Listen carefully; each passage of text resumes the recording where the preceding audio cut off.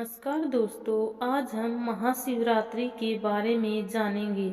इस वर्ष 2024 में महाशिवरात्रि व्रत फाल्गुन कृष्ण पक्ष चतुर्दशी जो कि 8 मार्च को पड़ेगी। 8 मार्च को शिवरात्रि का व्रत किया जाएगा। फाल्गुन कृष्ण पक्ष चतुर्दशी को शिवरात्रि का महोत्सव मनाया जाता है।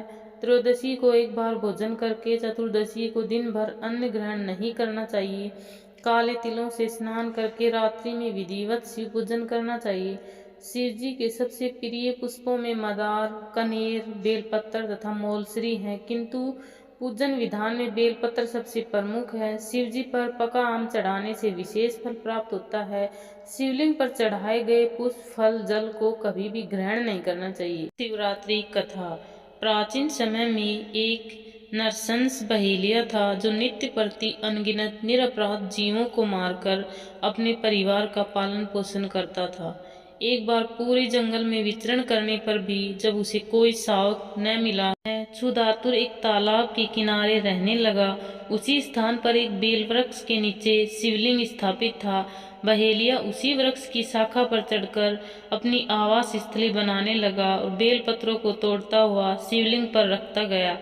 दिन भर की भूख से व्याकुल उस बहेलिये का एक प्रकार से शिवरात्रि व्रत पूरा हो गया। रात बीत जाने पर एक गर्भवती हिरनी उधर कुलाचे भरती आई।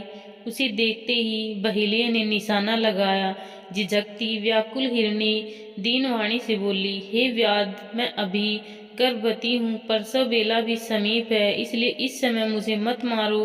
प्रजनन क्रिया के बाद शीघ्र ही मैं आ जाऊंगी।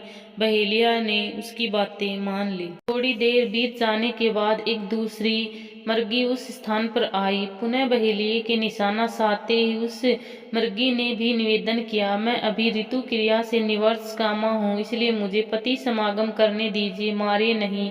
मैं मिलने के पश्चात स्वयं तुम्हारे पास आ जाऊंगी। बहेलिये ने भी बातें मान ली और स्वीकार कर ली। रात्रि को तृतीय वेला में एक तीसरी हिरणी छोटे छोटे छन्नों को लिए उसी जलाशय में पानी पीने आई। बहेलिये ने उसको भी देखकर धनुष बाण उठा लिया। तब वह हिरणी कातर स्वर में बोली, हे व्याध, मैं इन छन्नों को हिरण के संरक्षण में कर आऊं तो तुम मुझे मार डालना। बहेलिये ने दीन वचनों से प्रभावित होकर उसे भी छोड़ दिया। काल के समय एक साथ 3 मांसल बलवान हिरण उसी सरोवर पर आए। बहेलिये ने पुनः अपने स्वभाव अनुसार संहार करना चाहा।